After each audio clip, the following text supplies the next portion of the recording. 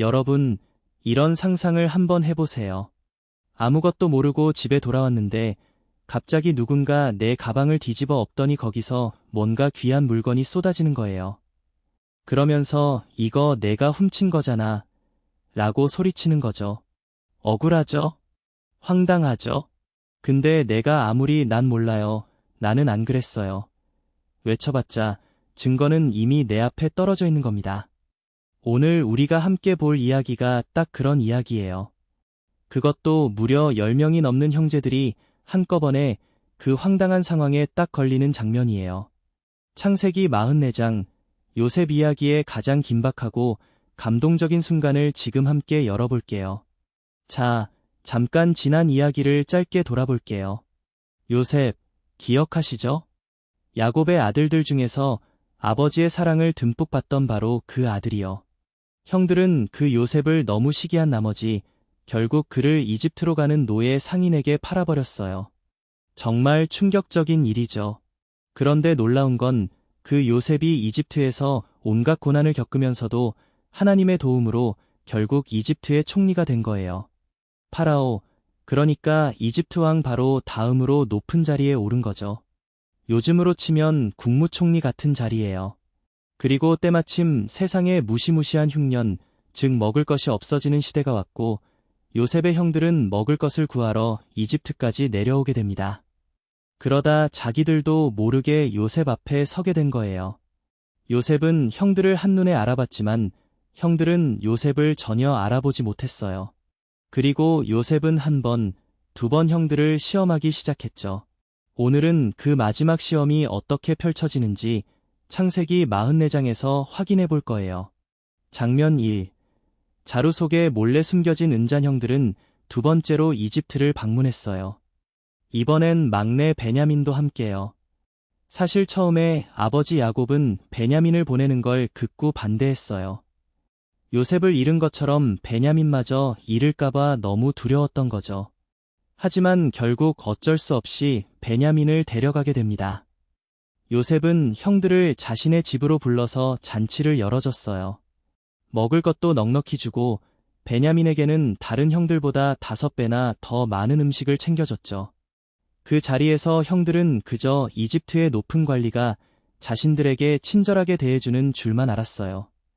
이 사람이 요셉인 줄은 꿈에도 몰랐으니까요. 다음 날 아침, 형들은 곡식 자루를 가득 채워서 고향으로 돌아가려 했어요. 드디어 집에 간다는 생각에 마음이 한결 가벼웠겠죠. 그런데 그날 밤 요셉이 자신의 집안을 관리하는 청지기, 그러니까 집사님에게 몰래 지시를 내렸어요. 각 사람의 자루에 곡식을 최대한 가득 채워라. 그리고 각 사람이 가져온 돈도 자루맨 위에 슬쩍 넣어두어라. 그리고 막내의 자루에는 내 은잔, 내가 아끼는 그 은잔을 같이 넣어두어라. 참 이상하죠? 왜 이런 걸 시켰을까요?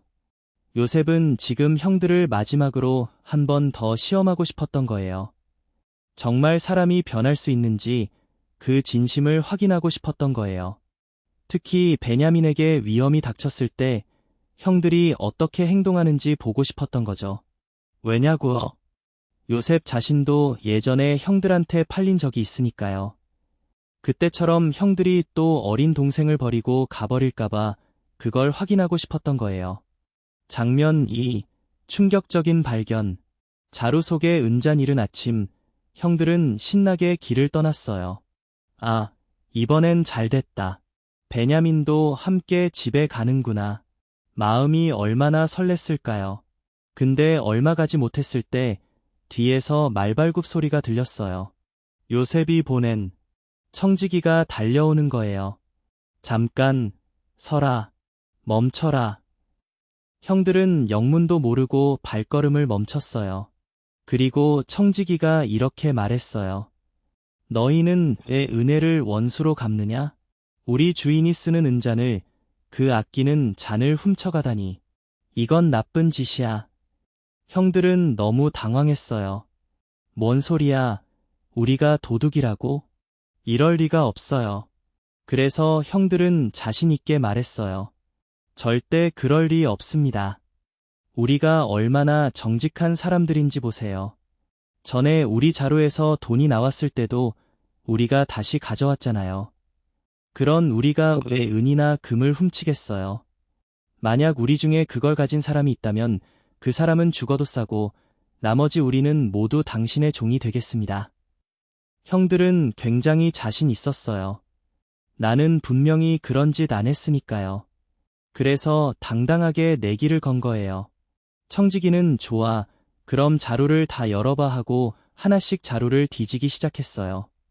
마지부터 시작해서 막내 베냐민까지. 그런데 베냐민의 자루에서 그 은잔이 쏟아진 거예요.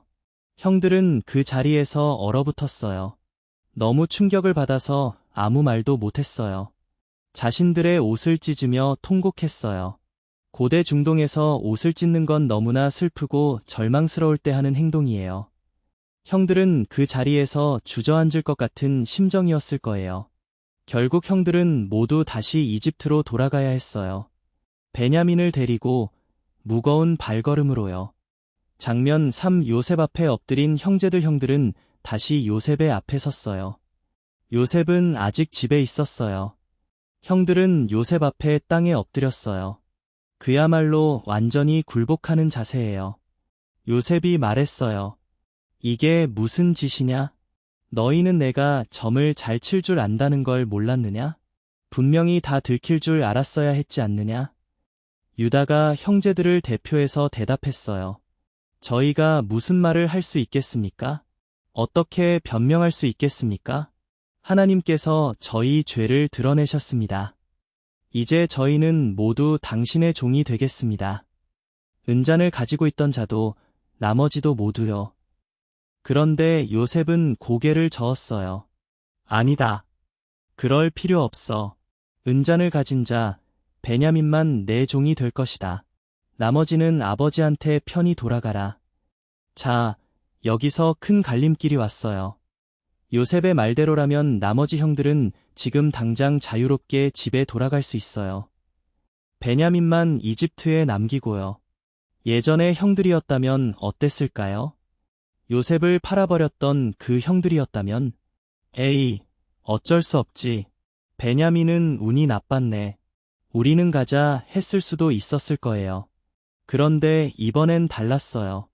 장면 4. 유다의 눈물겨운 호소. 유다가 앞으로 나섰어요. 그리고 요셉에게 이렇게 말하기 시작했어요. 이건 성경 전체를 통틀어서도 손꼽히게 감동적인 연설이에요. 주인이시여, 제발 제 말 좀 들어주세요. 화내지 마시고요. 제가 말을 드려야겠습니다. 유다는 처음부터 차근차근 설명했어요. 예전에 주인님이 아버지가 있느냐 동생이 있느냐 물으셨을 때 저희 아버지는 늙고 아끼는 막내가 있다고 했었죠. 그 막내의 형은 이미 죽었고 아버지는 그 막내만을 바라보며 살아간다고요. 그런데 주인님께서 그 막내를 데려오지 않으면 제 얼굴을 다시 볼 수 없다고 하셨잖아요. 그래서 저희가 아버지를 설득해서 베냐민을 데리고 온 겁니다. 아버지는 저희가 떠날 때 이렇게 말씀하셨어요. 너희도 알다시피 내 아내가 나에게 두 아들을 낳아줬다. 한 명은 이미 내 곁을 떠났고 그 아이가 분명히 짐승에게 찢겼을 거라고 생각하며 나는 아직도 그 아이를 못 봤다. 이제 이 아이마저 데려가다가 무슨 일이라도 생기면 너희가 이 늙은 아비를 슬픔 속의 무덤으로 데려가는 것이다.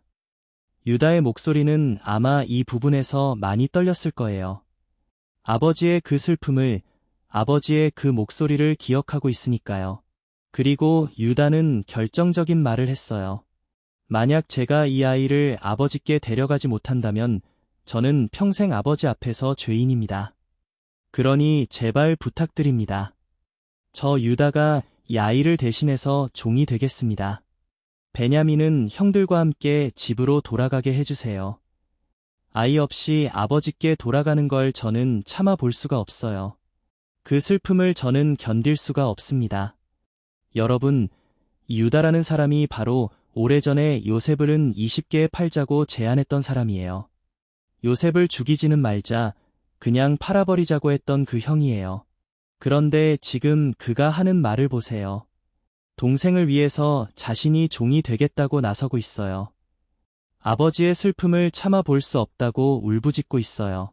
사람이 이렇게 달라질 수 있구나. 세월이 지나면서 고통을 겪으면서 진짜로 변할 수 있구나. 이 순간 요셉은 더 이상 참을 수가 없었어요. 하지만 그 이야기는 다음 장에서 펼쳐지니까 오늘은 여기까지 함께 해볼게요. 자, 이제 오늘 이야기에서 우리가 마음에 담아갈 것들을 정리해봐요. 첫 번째로, 사람은 변할 수 있다는 거예요. 유다는 예전에 요셉을 팔자고 했던 사람이에요. 그런데 오늘 그는 동생을 위해 자신이 희생하겠다고 나섰어요. 이건 그냥 말 한마디가 아니에요. 진심으로 달라진 사람의 모습이에요. 하나님은 사람의 마음을 바꾸실 수 있어요. 그리고 우리도 더 나은 사람이 될 수 있어요. 두 번째로, 요셉의 시험이 참 지혜롭다는 거예요. 요셉은 형들을 벌주려고 시험한 게 아니에요. 형들이 정말 변했는지 확인하고 싶었던 거예요. 그리고 그 시험은 진실을 드러냈어요. 형들이 이번엔 달랐다는 걸 보여줬죠. 때로는 힘든 상황이 우리의 진심을 드러내주기도 해요. 어렵고 힘든 순간이 사실은 우리가 진짜 어떤 사람인지를 보여주는 순간이 되기도 하는 거예요. 세 번째로, 가족을 향한 사랑이에요. 유다의 호소는 결국 아버지를 향한 사랑, 동생을 향한 사랑에서 나온 거예요. 그 사랑이 그를 움직였어요. 두렵고 떨려도, 손해를 봐도 그 사랑 때문에 앞으로 나선 거예요. 이 모습은 지금 우리 시대에도 여전히 울림이 있어요. 가족을 위해, 소중한 사람을 위해 내가 먼저 희생하겠다는 그 마음이요. 여러분, 오늘 창세기 44장 이야기 어떠셨나요? 은잔 하나가 자루 속에 들어있는 것을 발견하는 그 짧은 순간이 사실은 아주 오랜 시간 쌓인 죄책감과 두려움, 그리고 변화된 마음을 한꺼번에 드러내는 장면이었어요. 성경은 단순한 옛날 이야기가 아니에요. 사람의 마음, 가족의 사랑, 하나님의 섭리, 이런 것들이 얼마나 깊게 얽혀 있는지를 보여주는 이야기예요. 다음 편에서는 요셉이 드디어 자신의 정체를 형들에게 밝히는 그야말로 성경 최고의 감동 장면이 펼쳐질 거예요. 오늘보다 더 눈물 날 수도 있으니까 미리 휴지 준비해두세요. 오늘 이야기 어떠셨나요? 다음에도 함께해요. 구독과 좋아요 눌러주시면 큰 힘이 됩니다.